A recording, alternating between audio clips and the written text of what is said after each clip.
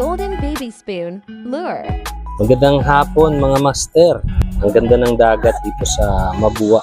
Kaya susubukan na natin tong ating bagong lure.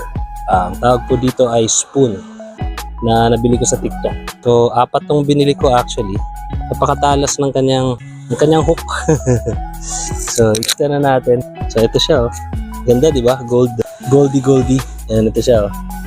Sa maliit lang to, mga nasa 2.5 grams. Basta na natin ang ating fishing rod.